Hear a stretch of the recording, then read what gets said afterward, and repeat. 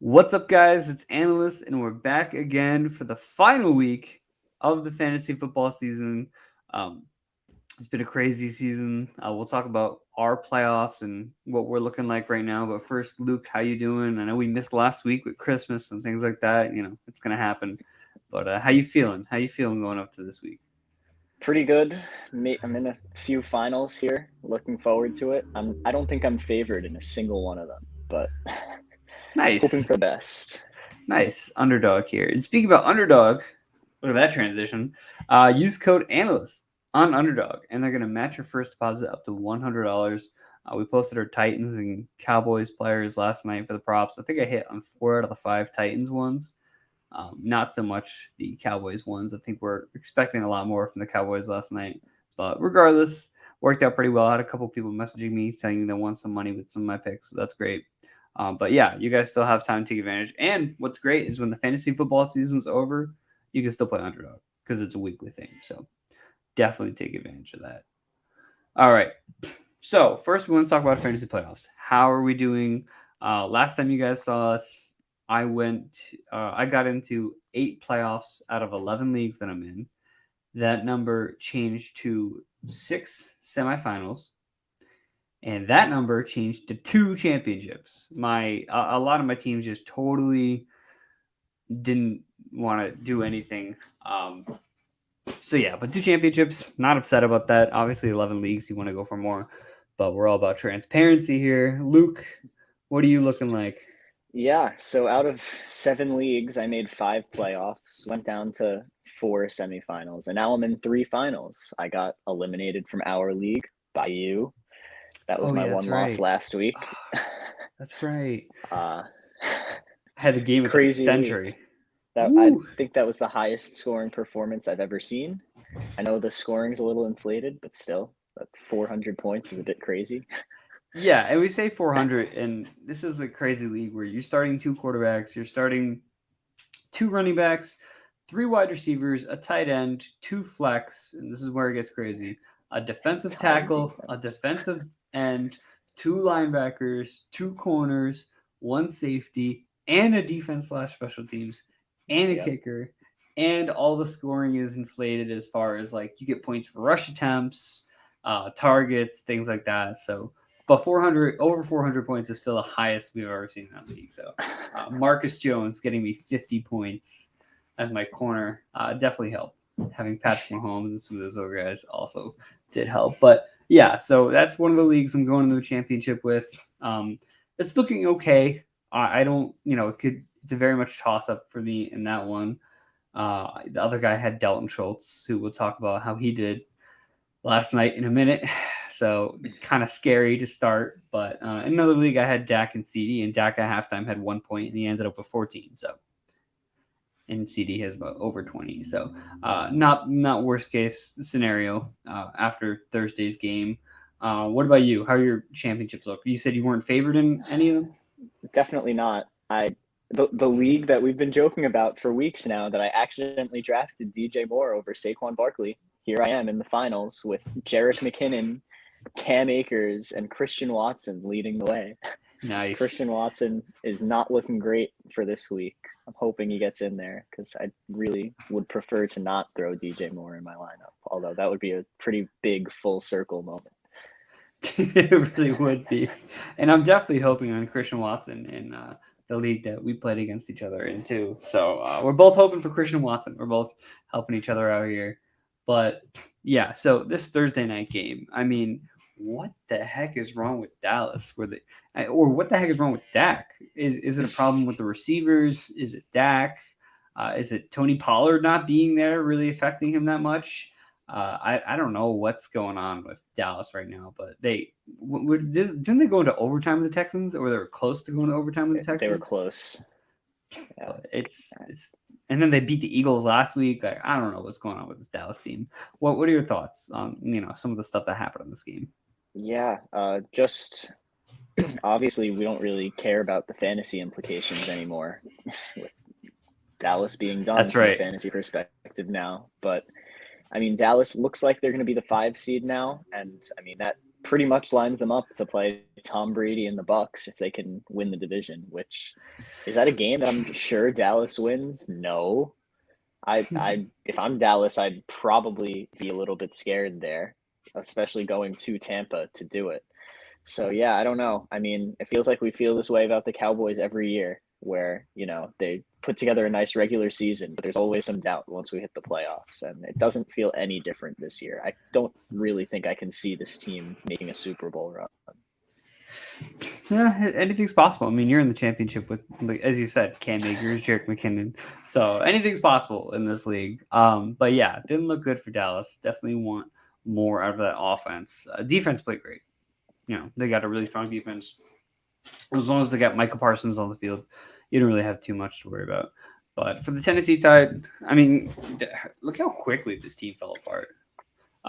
Ryan Tannehill goes down, and then you think, okay, Malik Willis can't be that much worse. And then he is. And then they go all the way to Joshua Dobbs, who played okay, given, the challenge that he faced. Traylon Burks almost caught a touchdown.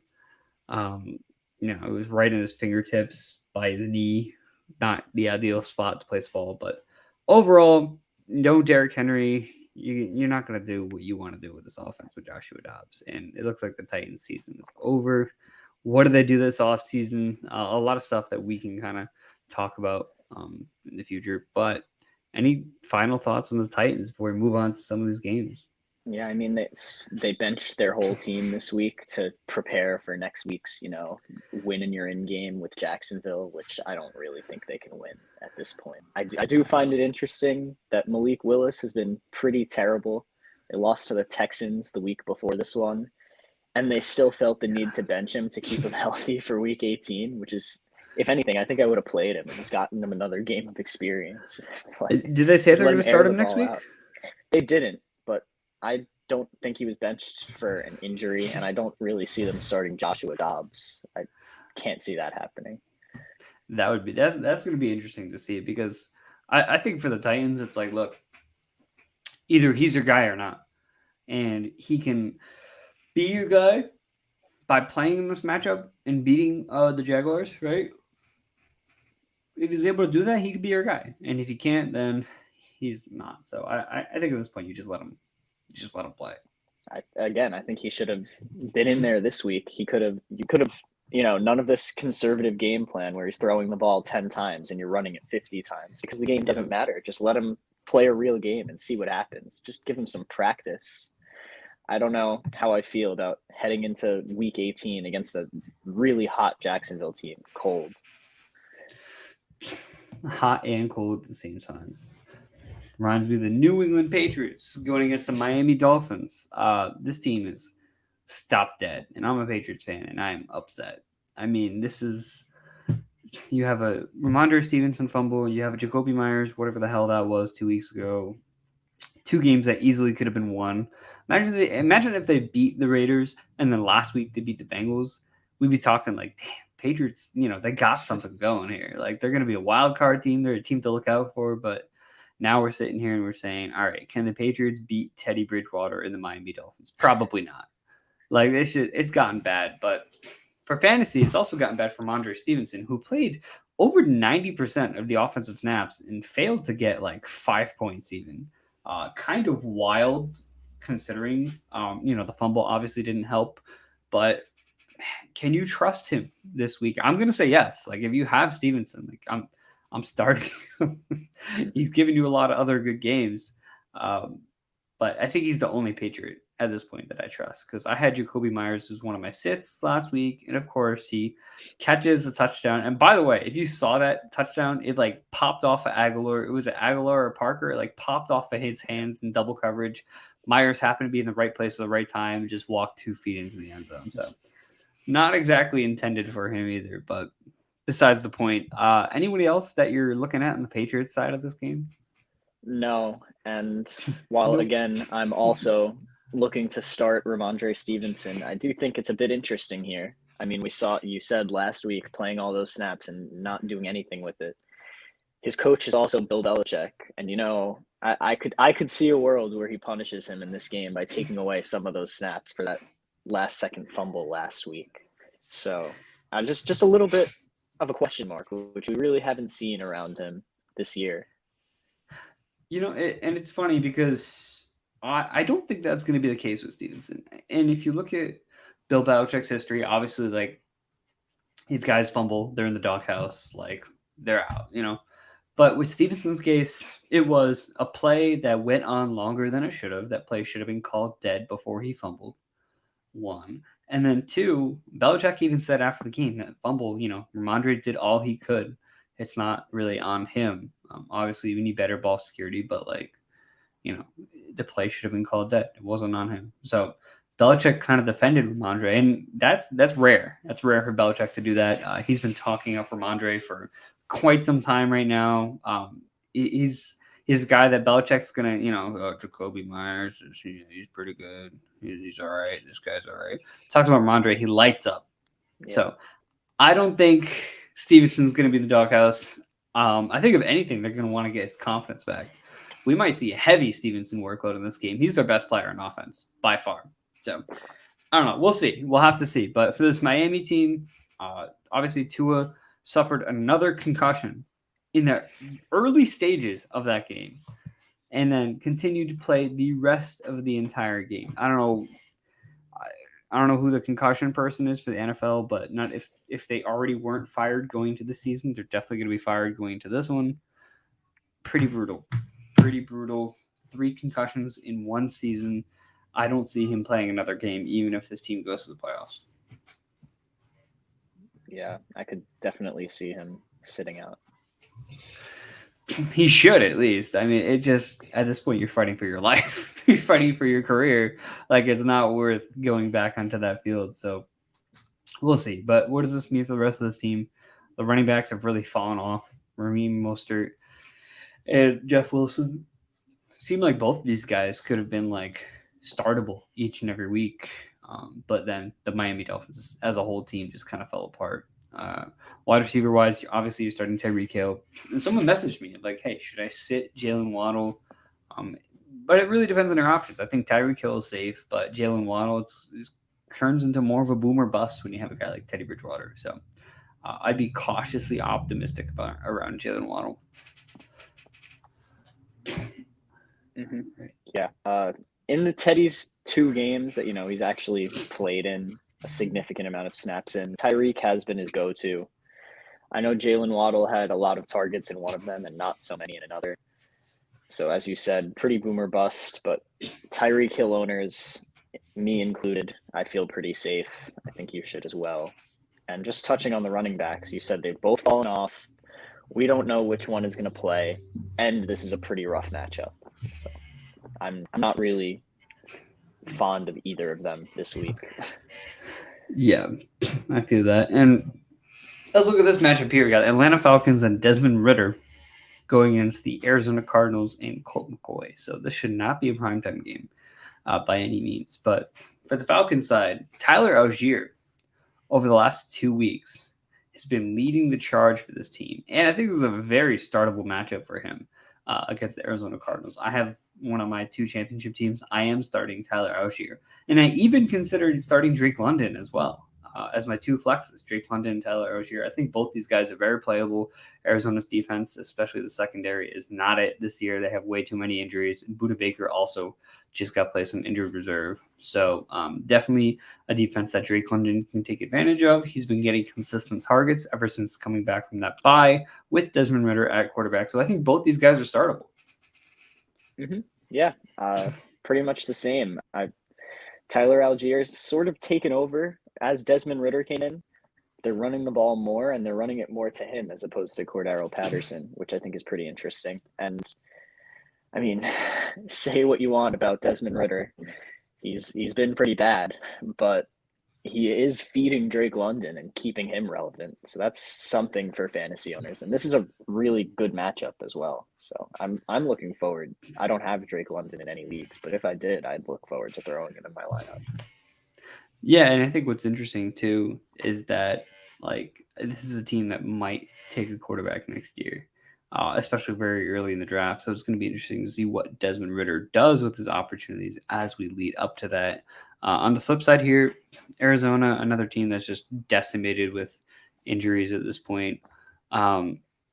James Conner, illness, did not practice Wednesday or Thursday. I'm waiting for the Friday update because I have him starting in one of my leagues. But if he's playing, he's an auto start based on how he's been performing as of late. Other guys, DeAndre Hopkins, Marquise Brown. What can you do with these two? I mean, DeAndre Hopkins, 10 targets. Him and Devontae Adams both last week had 10 targets and 1 catch. Like, how brutal is that for being a DeAndre Hopkins owner? But yeah, are you starting DeAndre Hopkins with Colt McCoy back? I am a person who started DeAndre Hopkins last week and made the finals somehow with him in my lineup. Ooh. And yeah, you said it. 10 targets last week with Trace McSorley. One of them is very memorable. Hopkins fell down in the middle of his route, and McSorley still threw him the ball on the ground. Just crazy. But I think that tells you what Cliff Kingsbury thinks of DeAndre Hopkins, what this whole Cardinals team thinks of DeAndre Hopkins. And with Colt McCoy healthy, I think that he is a fine start. I'm not excited about it or anything, but I clearly don't have other options if I started him last week. So I'm going to rock with it and hope for the best. Now, I'm in a league where, well, it's the league that we're in. I scored 400 last week. You know the one. But essentially what's going on is my quarterback too, right? I tried to block my opponent. And this is what we talked about 2 weeks ago. We talked about being evil, not playing nice. My opponent, he had Derek Carr and Brock Purdy, or Derek Carr and Trevor Lawrence as the starting quarterbacks. And on waivers in our 2 quarterback league, there was Carson Wentz, there was Colt McCoy, there was some other options who were just overall better than, we didn't even know Jarrett Stidham was starting, but better than Derek Carr against the San Francisco 49ers. So I took the opportunity to pick up Colt McCoy and Carson Wentz and put them both on my bench just to block my opponent from potentially using them. Now he's starting Teddy Bridgewater against the Patriots, which I'll take, right? Otherwise, he would have started Colt McCoy, who I think is a decent streamer, or he could have started Carson Wentz, who I think is still better than Teddy Bridgewater at that point. So it worked out, right? And we're going to see, hopefully, Teddy Bridgewater shits the bed, doesn't do much, and it helps me out. Long story short, I have Colt McCoy on my bench. My starting quarterbacks right now are Patrick Mahomes, Gardner Minshew. If Jalen Hurts starts, are we starting Mac Jones? Are we starting Colt McCoy, or are we starting Carson Wentz? Because I like the matchup for Colt McCoy. I think he's going to end up being the one. I do think that's a good matchup. I don't know if I trust him. I guess I don't really trust any of them. I would say I'm certainly not choosing Carson Wentz out of the 3. I would probably start Mac Jones, who's at least been starting most of the year. But I know you're not a Mac Jones guy, so I'm a Mac Jones hater. You into that. I'm a Patriots fan, and I hate Mac Jones. I'm a Patriots fan, and I hate Mac Jones. I just don't think he's good. I like Bailey Zappi. Yeah, I also had Bailey Zappi in my bench for a while, just in hopes that he would take the starting reins, but it's whatever. So that's that game. Let's move on to the Detroit Lions versus Chicago Bears. So Lions here. Jared Goff is going to be a great game for him. And Amon-Ra St. Brown, him against his brother, Equanimeous St. Brown, fighting for that playoff spot right now. At least the Lions are. They have a podcast. I don't know if you've seen. They do like a podcast together. That's pretty cool. Amon-Ra and Equanimeous.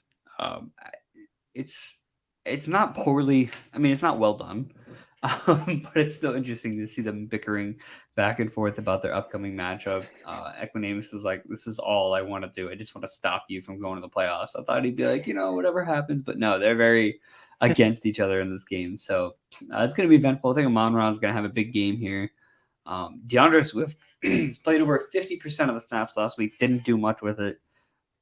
Championship on the line. Are you starting DeAndre Hopkins? The question that we have asked every single week for this entire season has led up to this moment. What are you doing? I'm putting this all on you because I don't want to touch you. I do think it's a good matchup, and he had 50% of the snaps last week. I would go for it. I'm glad I'm not in this situation myself. I'm glad I'm kind of on the outside looking in. But, hey, I would go for it. Nice. You guys heard it here first. DeAndre Swift, RB1 this week. Luke quotes. On the flip side of this, Justin Fields obviously did not get it done last week. And that's the reason I actually lost one of my other leagues, is because of the lack of performance by Justin Fields that I was expecting, considering what he had done during the season. If I had started Goff over him, if I had started Deontay Foreman, who we'll talk about later, who just pissed me the hell off after getting 100 yard, whatever. Do you trust Justin Fields? Do you trust David Montgomery? And that's all we really need to talk about for this offense. Are these two guys going into your lineups? Similarly, yes. This is also a good matchup for them. This game has, I think, the highest over-under total of the week. So I can see there being a lot of offense here. These are two very, very bad defenses against two offenses that have, the Lions' offense has been pretty good, and the Bears can move the ball. So I'm trusting both quarterbacks. I'm trusting Swift. I'm trusting Montgomery. I could see a lot of offense happening in this game. I think this is just a good spot to be in the fantasy finals. For what it's worth, on that aforementioned podcast with Amon-Ra and his brother Equinemius, Amon-Ra kind of let it. I don't know how much of this is like planned, if he let it slip or whatever.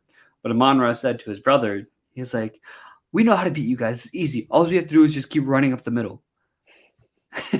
Equinemius goes, "Not wrong." "Oh, so is that your game plan? Is that your game plan? Are you telling us your game plan right now?" And he's like, "No, I'm just saying. Like, that's what we know." So yeah, I think Swift is definitely playable this week. Who is not playable is the Houston Texans offense. I don't think we even need to cover that team. And then for the Jaguars, it's kind of turning into the Vikings, where it's like, Evan Ingram, you're starting. Trevor Lawrence, you're starting. Travis Etienne, you're starting. Wide receivers, Christian Kirk, Zay Jones, I think they're both kind of toss-ups. That might be the only talking point here. But I think Christian Kirk's a guy who you're putting in your lineup, and Zay Jones, I'm calling a flex. I'm calling it like a high upside flex in this matchup, at least. Yeah, and I do think, I don't know, I'm a little bit skeptical. Doug Peterson says, every game matters. We're gonna try this week, unlike the Titans who didn't try this week. I mean, as a Giants fan who was hoping for my 6-10 Giants to make the playoffs a few years ago, and Doug Peterson sent out Nate Sudfeld to quarterback the Eagles in a game that the Giants needed them to win. I don't really buy the "we try to win every game, we need it, every game is important" mentality here. However, I do think you have to start the guys that have been there for you, and that is guys like Trevor Lawrence and Travis Etienne. I am someone who has used Trevor Lawrence coming from about week 12 all the way to now. It got me through the playoff stretch in the regular season, and he's got me to the finals here. And I'm scared that the Jaguars are going to sort of let off here after they, kill the Texans in the first half or whatever. I did pick up an insurance plan at quarterback, and I can't lie, I am considering benching Trevor Lawrence. But Who's right your now insurance? he's in my lineup. It's Brock Purdy. Don't hate it. I don't hate it. Brock's been manageable. He'll get you like the 15, points to keep you afloat for that week. But I think Trevor Lawrence, even if he does play half the game, can still get you that 15 points to keep you afloat. So I don't know. My opponent, of course, in one of the leagues is starting Trevor Lawrence. So for a fact he's going off, because that only happens against me in important places. All right. Next game here, Kansas City Chiefs versus Denver Broncos. Again, with the Chiefs, you're starting Jerick McKinnon. I think Isaiah Pacheco at this point is desperate flex type play. You should have other guys at this point who you can pop in on a weekly basis, but I think Pacheco's not bad as a flex, who maybe get you that 10 points that you need. Wide receivers, Juju's rolling. Travis Kelce's rolling. You're starting Kelce, you're starting Juju. Kadarius Toney, your guy, Kadarius Toney, came back to life last week with a touchdown. Is he in consideration? I don't think so. No. I mean, I think Mecole Hardman's coming back too. Yeah, I don't really trust anybody outside of Kelce and Juju in that receiving room. I do think as you said, Jerick McKinnon, it's worth talking about. The Chiefs are on to something here. They take an injury-prone running back who can't stay healthy and just don't use him until week 14 when they want the wins for the 1 seed. And they're getting him warmed up for the playoffs, it feels like. They did the same exact thing last year with the same exact player. I think it's an interesting strategy, and I'm kind of happy I held on to Jerick McKinnon all year, and he has now got me to the finals somehow. Really excited for that. Yeah, it ended up working out. And, talking about the Broncos side of things, running back room's a mess. They just fired their head coach. This team is a mess. Well, now there is the the always typical in the NFL. We just fired our head coach. Let's go play our freaking hearts out in this game. Is that going to happen? Is that going to happen right here with the Denver Broncos? I mean, I'm not saying Russell Wilson's a streamer, but when it comes to guys like Jerry Jeudy, Cortland Sutton, Latavius Murray, like, should we, Greg Dulcich as well, are we considering putting these guys in our lineup? I mean, Chiefs secondary is a pretty good matchup. And for me personally, I've been tilting this week, going back and forth between one of my flexes, assuming I don't have to end up starting both these guys with Christian Watson dealing with whatever he's dealing with. Cortland Sutton or Marquise Brown has been my back and forth decision this entire week. I've had Cortland Sutton in. I just put in Marquise Brown this morning because I was feeling a little different. Maybe I'll switch it again before I go to sleep and put James Cook in there for good riddance. But, this is one of the painful parts about fantasy football, and I just don't know what to do. I think in Cortland Sutton, because again, with this matchup, you can do pretty well on the perimeter against the Chiefs. They have a lot of injuries on that spot, and Jerry Jeudy's been the guy, but Cortland Sutton also had a lot of targets last week. I don't know. What are you doing with this Broncos offense? Are you starting anyone? What's going on? I did make a note. I like Jerry Jeudy in this matchup a lot. Cortland Sutton and Greg Dulcich both have, little hamstring problems, which is never ideal. And Jerry Jeudy just feels like he's been more of the guy when the Broncos have been passing the ball lately. I think it's a good spot for him, the fired coach game, as you said. Russell Wilson played pretty well against the Chiefs the last time they played. That was only a few weeks ago. The offense looked pretty good. Was that the game Jerry Jeudy scored 3 touchdowns? Yeah. I just think it's a good spot for Jeudy. And that being said, if it's a good spot for Jeudy, it's also a good spot for Cortland Sutton. I don't know if this offense has the juice to sustain both of them, especially against the Chiefs, who are probably going to win this game. But I think I'd give Cortland Sutton the edge over Marquise Brown.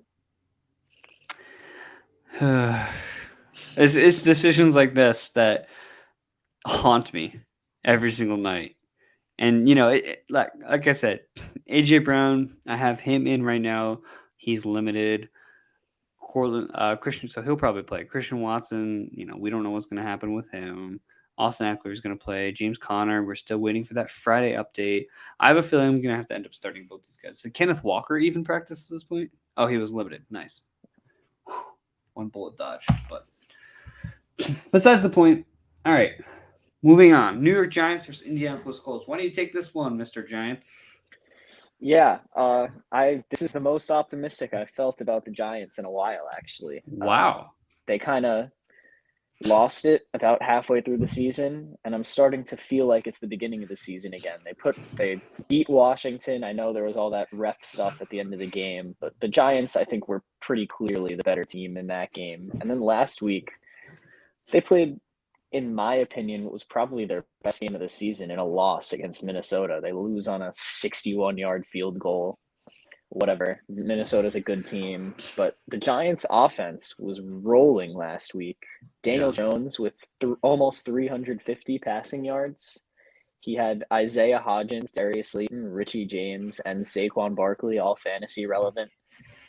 Do I expect that to happen here? No. This is going to be a cold weather game in New Jersey against a Colts team that's pretty scrappy, at least on the defensive side of the ball. I don't really know who you trust on the Giants offense outside of Saquon.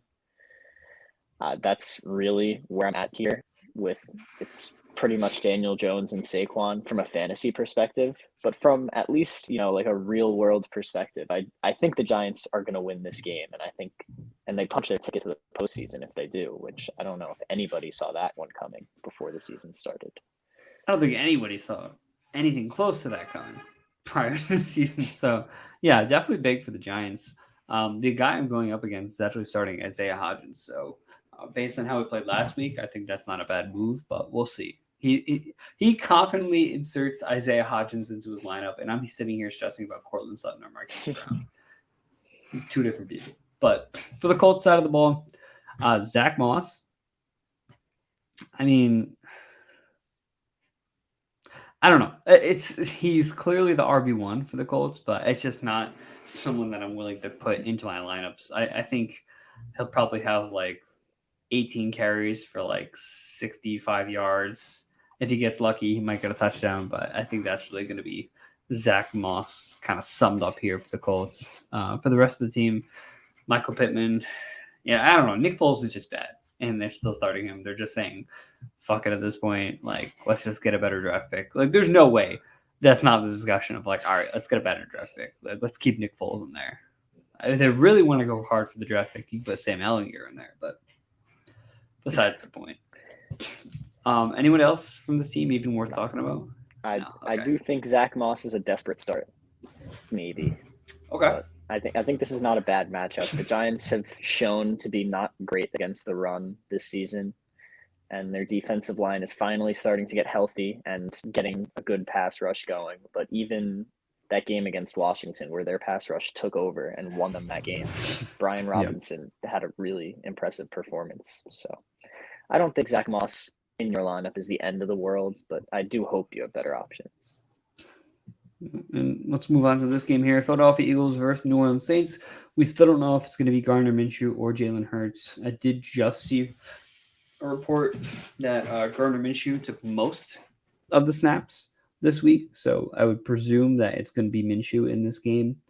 I think at this point they're just going to have Jalen Hurts ready for the playoffs. So let's say you get Minshew. How do you feel about Miles Sanders? Kind of put up a stinker last week. Saints typically pretty stout run defense. I don't know. I feel like he's someone you kind of avoid. This for me, oddly enough, seems like another Devonta Smith game. I don't know why. I like nothing about this game. Like, oh, the matchup. No, it just feels like a Devonta Smith game. And that's actually exactly what I wrote. Devonta Smith is the only Eagles player I name dropped in my notes here. I think that speaks a lot to Miles Sanders' upside here. The Eagles scored 34 points last week, and he was not exactly fantasy relevant. I think Devonta Smith plays into what you want, like your backup quarterback offense to look like. He gets open quick, and that's his game. He's just open. And that's exactly what you want to see when your backup quarterback's in there. It's not like A.J. Brown, who's going to out-physical somebody to a deep ball, jump ball. That's what Jalen Hurts has excelled at this year. But Gardner Minshew isn't that type of guy. He's more of a see my options across the field, who's open right now, and it's Devonta Smith. I was expecting Dallas Goedert to have a better game than he did. I think he could in this one, but Devonta Smith is really the one I'm looking for. Yeah, and from what I know, the Saints have been pretty stout. Ooh. Can you hear me okay? Just smacked my microphone. But the Saints have been pretty good against tight ends this year. Not that I'm not starting Goddard. Again, as we always talk about the landscape of the tight ends. But just something to remember here. For the Saints, who's starting? Andy Dalton? Taysom Hill? Why not start Jameis Winston for these last two games? Right? I mean, like, you're not making the playoffs. Just try it. What's the worst that can happen? I mean, I don't know. Chris Olave, he's out for the year, right? He practiced this week, limited. Ooh. I'm not putting him in my lineup. I know that. He has a hamstring injury and he's playing against the Eagles. That's not something I'm looking forward to. But he did practice. Okay. I think the Saints are pretty interesting. I mean, remember that game that they were beating the Bucs? What was it, 16-3, and they choked it away? If they win that game, they're in first or a game out of first with the tiebreaker over the Bucs, and we're looking at Yeah. this a whole lot differently. But I think the Saints. I mean, it feels like a lost season at this point. Andy Dalton is like PFF's what, third or fourth graded quarterback in the entire league. It's crazy how What? they have, yeah, Andy Dalton. But I mean, it just hasn't Wow. panned out to anything. They just can't really put the offense and defense together for a game. I mean, against the Eagles, regardless of who's playing, I don't feel great about them. Really, anyone on their offense at all, including Alvin Kamara this week. I was about to ask Alvin Kamara. He seems like someone who kind of shows up, disappears, shows up, disappears. Is he showing up? Is he disappearing? Maybe somewhere in the middle. Yeah, Probably somewhere in the middle. he's probably the one guy. If I have anyone on the Saints in my lineups, it would be him. I've been starting Rashid Shaheed now and then. I just Yeah, I saw that don't last week. really trust any of the Saints against this Eagles secondary. I don't blame you. So let's move on to the other two games in this division, which we talked about before: Tampa Bay Buccaneers versus the Carolina Panthers. This is for the division, as far as I'm aware. This is to decide who's going to be in the playoffs. The Panthers beat the Red Hot Lions last week. Sam Darnold hasn't looked bad. It's kind of odd. I don't even know what to make of that here. But with the Buccaneers side, we talked a little while ago about the Mike Evans tracker. Where is he at? Mike Evans stats. He's at 917. He's got 2 games left. So what is that? He's at 83 yards. He needs 83 yards between this week and next week. Ooh, I don't know. I think he's got it. You think he's got it?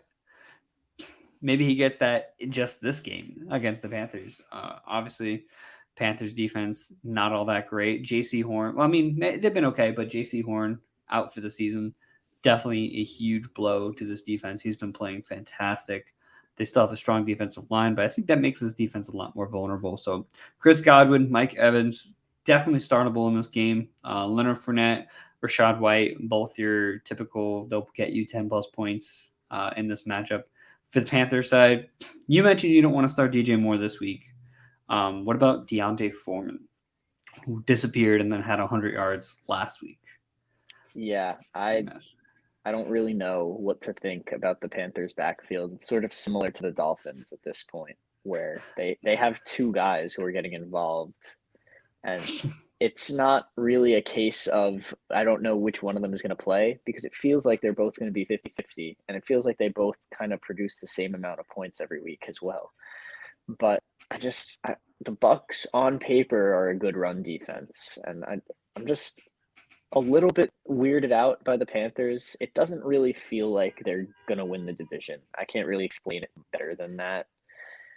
It just feels like the Bucs are going to win this game. DJ Moore, like again on paper, is probably a fine flex play this week. He scored last week. He was decent, but something just feels off about this game. It just feels like something the Bucs will win.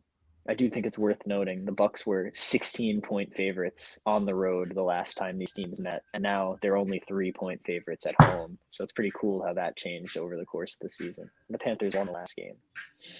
Yeah, Steve Wilkes kind of doing his thing here, but yeah. So this would be a really interesting game. It's going to be for the title of NFC South champion. Wouldn't that be crazy if the Panthers win this one and then lose next week and the Bucs get in anyway? Is that what happens? I think the Bucs are a game up right now. So if the Panthers win this, they'll be tied, but with the tiebreaker. Ooh, oh, that's right. We'll have to see. Let's look at this game here real quick. Washington Commanders versus Cleveland Browns. We'll just try to jump around here. We're going a little over time, but Washington Commanders without. Oh no! Colt McCoy. We just got that. Okay, so I'm not starting Marquise Brown, and then I guess David Blau, which honestly is probably better than Trace McSorley, who is god near awful this past week. That makes me feel that does not make me feel good. So, in case you guys are wondering why we both just had small aneurysms, Colt McCoy suffered late concussion. I guess what does it say? His concussion symptoms are like lingering or whatever. Okay, so he's out on Sunday versus Atlanta, which means Cardinals quarterback David Blau. If you don't know who David Blau is, you might remember that Lions Thanksgiving game. Was it like 2 years ago, last year, something like that? It's this guy who just kind of came in and did his thing and came like a little day star, star of the day, and he hasn't done anything since. So I don't think it could be worse than Chase McSorley, who was absolute trash last game. So yeah, that's why we're a little upset here. Wow. So are you still starting? DeAndre Hopkins also was just downgraded to questionable. I'm gonna have to scavenge the waiver wire on that one. I I had Traylon Burks on my bench too, and he would have given me a solid performance yesterday that I definitely would take at this point. What do you got, like 10? Yeah, I think he had 4 catches for 80 yards, maybe. I think it was 60. But regardless, yeah. Oh, he had 15 points in our league. What the heck? Oh, he had a 20-yard rush. That helps. Oh. Wow. So I do remember that. Yeah, well, I would gladly take that now. Yeah, I dropped him before going into last night's game because I'm not going to start him anyway. Regrets. But, all right, Commanders. Antonio Gibson out of this game. So, Brian Robinson, good start against the Browns. Browns defense is kind of Swiss cheese when it comes to running backs. Jahan Dotson, I think he continues to kind of be that flex play. And talk about the Cleveland Browns real quick. I mean, Nick Chubb, it's kind of fallen off a bit, but I think he's definitely still startable. And then for the rest of this offense, Amari Cooper, you know what he's going to do. So kind of just answers that. Jumping into this game real quick, Las Vegas Raiders versus Francisco 49ers. Jarrett Stidham making the start against San Francisco 49ers. Good news for the 49ers team. Devontae Adams, I don't know if you saw the quote that he said, but he made an Instagram post supporting Derek Carr, and he basically said, "I'm a Raider because of you." So with Carr out, I don't know. It's going to be interesting. I think Adams is kind of having a little homesickness for Green Bay Packers right now. But any thoughts about any of the players from each game? I know we talk about San Francisco all the time being like, all right, this guy might show out, this guy might show out.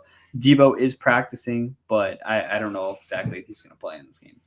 This is an exceptional matchup for Christian McCaffrey. The Raiders' defense is terrible everywhere you look, and Christian McCaffrey is pretty much anything on this offense. He can run, he can catch, he does everything. So wherever the Raiders' defenders are poor, which is everywhere, Christian McCaffrey will be. And from the Raiders' point of view, I mean, I don't even know how startable Devontae Adams and Josh Jacobs are at this point. I mean, they're your guys. I don't really see myself benching either of these players. But we've seen this Niners defense week in and week out just destroy good offenses. They even, took Taylor Heineke, took his job last week. And Taylor Heineke's been this magical presence in the league for a couple of years now. And the Niners defense ended that. They played good offenses and just killed them. Nobody seems to have an answer for this defense. And if I'm expected to believe that Jarrett Stidham is the one who has an answer for this defense, I mean, I don't really see how the Raiders score points in this game. Josh Jacobs is going to be the only focal point. Jarrett Stidham, I'm not scared of the Raiders' offense in this game whatsoever. Yeah, and I think it's interesting to see Jarrett Stidham get the start here. He's really good at getting them a better draft pick, which I think obviously is what. You mean getting the Packers a better draft pick? Oh, that's right. Wow. So I really don't see a point to this. Like, what do you really think you have something in Jarrett Stidham? Come on, Josh. You worked with Jarrett Stidham for like 2 or 3 years in New England. You really, come on, Maybe they want to make their 3rd round pick better. Oh, God. But let's move on to this one. Seattle Seahawks versus New York Jets. Geno Smith revenge game against the Jets. I don't know if that's happened already. with him on the Giants as a backup. I don't know. And maybe I have no idea, but I'm pretty sure this is the first time he's going against the New York Jets. It's going to be a fun one. It's going to be a fun one. Kenneth Walker, we talked about being limited this week on Thursday. He's likely going to play.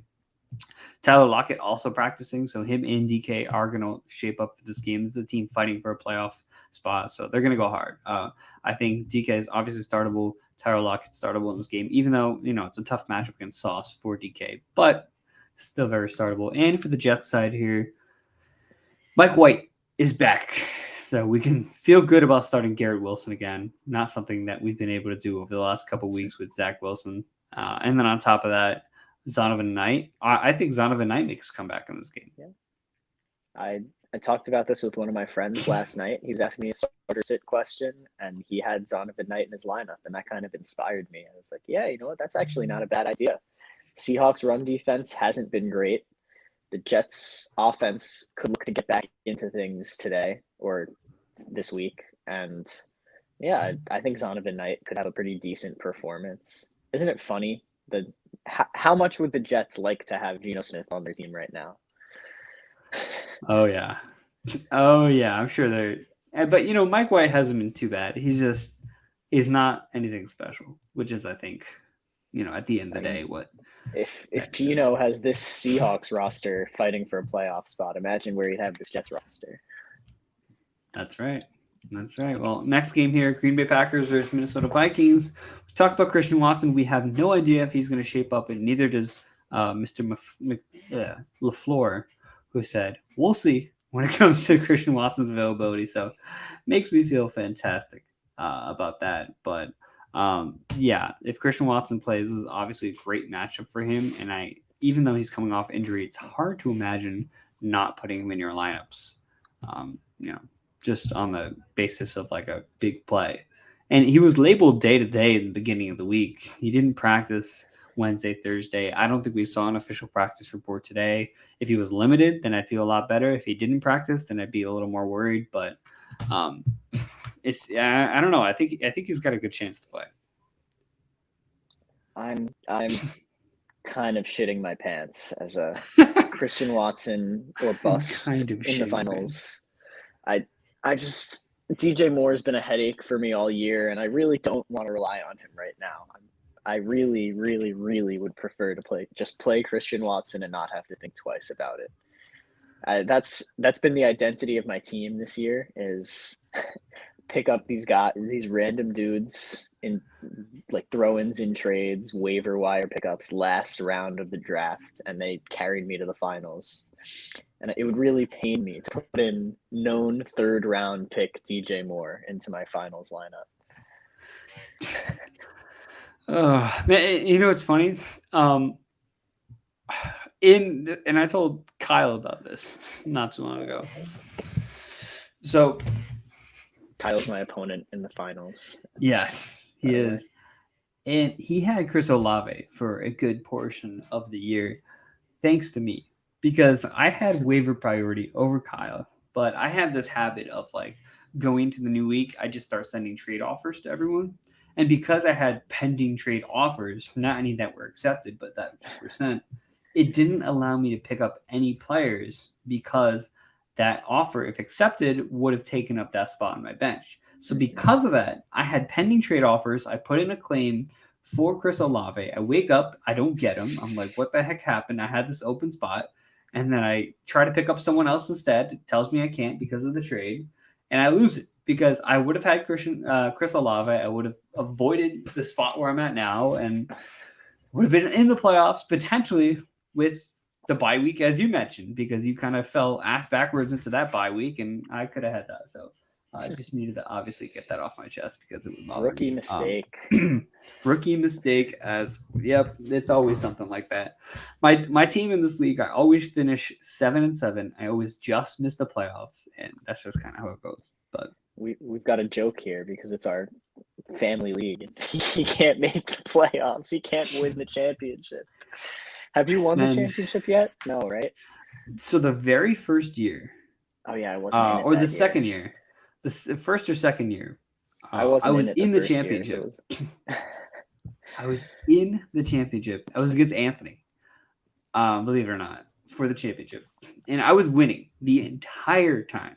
And it came down to one Monday night game where Zach Ertz, talking Eagles, Zach Ertz, catches one last pass for just enough yardage for me to lose by 0.2 in the last play of the entire game to Anthony. So, man. Yeah, it's the baddest of all beats, and I've been cursed ever since then in that league. I know we're sharing a lot more about our leagues than we are talking about these players, but it's the last week. It's good to reflect. Yeah. Last video of the season. Not to say we're not going to do any videos in the off season, because we definitely have some things planned there. But we're not going to do a week 18 fantasy video of the season. Yeah. So I'm looking to become the first repeat champion there. That's right. Which I feel good about, because I joined this league when I was like 14 and had no idea what I was doing. So I'm hoping for a win. It would be nice. Do you want me to make your day right now? I don't know. This is a video from the Packers. Is that practice. Christian Watson? That's Christian Watson practicing. Oh, that's so nice to hear. Someone found someone screenshotted that and they posted about 18 minutes ago. And it's Christian Watson at practice, all geared up. So I feel a lot better about it. Looks like he might play. That's very good. I'm hoping for that. And we are talking about the Packers and Vikings right now. Yeah, so it makes sense. We can ramble a little bit, right? I don't know if anyone really wants to play the Packers right now. They're on fire, looking to make the playoffs. The Vikings are what? I think they're the 2 seed right now. They're underdogs in this game against the Packers. If the Packers make the playoffs, I'd be scared if I was an NFC division winner. I know that. Aaron Rodgers seems to be finding his spot where he was the past few years. A.J. Dillon starting to become relevant. Too little, too late. But that's there. Someone who had him in multiple leagues. The Vikings' offensive line is banged up this week. I think the Packers can and will win this game. Hoping Christian Watson is a big part of that. Yeah, it's going to be a very tough game for the Vikings here. DeAndre Hopkins leaves practice with knee issue. All right, great. More great news. As he crumbles over his team falling apart. Well, that is awkward, isn't it? I guess I can just stall and talk about. Oh, there he is. That was odd. I don't know what I think it just went backwards by. You stayed in here. Los Angeles Chargers. We're falling apart right now. Let's cover this game real quick. Chargers. Eckler limited. He's gonna play. Keenan Allen on fire. You're playing Keenan Allen. Mike Williams. Are you playing Mike Williams? He's playing Mike. Rams. Cam Akers. This is a great week for Cam Akers. And now you're hyped about it. Last time we talked, you were like, oh, man, I got Cam Akers in a couple leagues. And in every championship, do you have Cam Akers? No. Do you? I've got him in one of my championships and the third place game where I lost to you with him on my bench. Not that it mattered. Not that it mattered. I was calculating. I was like, if I sat both my quarterbacks and Marcus Jones, I still would have won if you started Cam Akers. Oh, man. Rough week. It happens. But, so Cam Akers, great start this week. I'm not trusting anyone else from the Rams right now. And that's going to cover Tyler Higbee? Oh, yeah. Yeah, Tyler Higbee's been doing it lately. He's kind of starting to get a rhythm with Baker Mayfield. So, definitely all over Tyler Higbee in this game. That's right. Ravens Steelers, Baltimore Ravens. Tyler Huntley starting in this matchup. So that do what you will. I don't know. Has any Ravens player been startable lately? Maybe J.K. Dobbins. He did. He had a big game against the Steelers last time they played. So I think that's definitely possible. And the last thing I saw about Dobbins and Edwards is that they were going to have no limits as far as carries and things like that, and that they're fully healthy. So I would say Dobbins is the only startable one. And for the Steelers side, do we want George Pickens? Do we want Deontay Johnson? I would say Deontay Johnson's the way to go. He's been killing it lately. A little, like you said, too little, too late. As someone who had Deontay Johnson, the other league started using him as a flex when it was already too late. But yeah, that's gonna cover that. Luke, take away the last game of the season. Bengals versus Bills. This should be a fun game. This is a really cool way to end the fantasy season too, because you're going to have a lot of relevant players playing in this one, like Chase, Higgins, Mixon, both of the quarterbacks, Stephon Diggs. That's going to be a super fun way to end the season, and it should be a great game as well. I mean, I'm pretty much starting them all, hoping for a lot of offense. I mean, Burrow and Allen, obviously you're starting. Mixon, you're starting. Devin Singletary, I'll throw in there. James Cook could be a starter as well. Diggs and Chase, obviously. T. Higgins, maybe even Tyler Boyd. This should just be a real fun way to end the fantasy season. Has playoff implications here. The Bills fighting for that 1 seed. It should just be a super fun game. Yeah, I agree. And I think the biggest story here is Diggs. Of the last 2 weeks, Diggs has really disappointed. If you've made it to the championship with Diggs on your team, It's pretty impressive. are you trusting him? I think you kind of have to trust him in this last game. I do. The Bengals secondary is really banged up right now. I mean, you have Eli Apple and a 6th round rookie whose name I'm blanking on. Starting, I believe, on the outside for Cam Taylor-Britt for the Bengals. Their secondary is really, really, really banged up. And, I mean, regardless, I would be trusting Diggs in the finals anyway. Yeah. My one championship that I did win in our league, Stephon Diggs was the reason for that one. I will never forget that day. Jacoby Myers is going to be the reason. There was a league where I was up. It was that first week. It was a new league that I joined this year. I was up by about 3.5 points. And when Jacoby Myers threw that pass backwards, it counted as a fumble and negative 20 yards. So I ended up losing and being kicked out. I lost by less than a point because Jacoby Myers decided to have some fun for no reason at the end of the game. That's horrible. That's a perfect way to end this video. Guys, this is a reminder. This is the last week of the playoffs. So you will hear from us again on YouTube. But in the meantime, you guys can still download Underdog. Use code ANALYST. You can get in on some of the action that doesn't involve fantasy football, especially if you've been eliminated. So we'll have that going on. But Luke, thank you as always for joining me. Guys, we will see you in the off season. Our next YouTube video will be in the off season. Maybe free agent talk, something like that. Super Bowl predictions. We'll just have some fun with it. Maybe some live mock drafts at some point, but we'll get it figured out. So, Luke, appreciate you stepping on this year. Any final words for the people? Yeah, it's been a blast covering the season, and I'm looking forward to the off season. I'll be back here soon. Thanks for having me. Good luck. Hope you guys win some championships, and we'll see you later.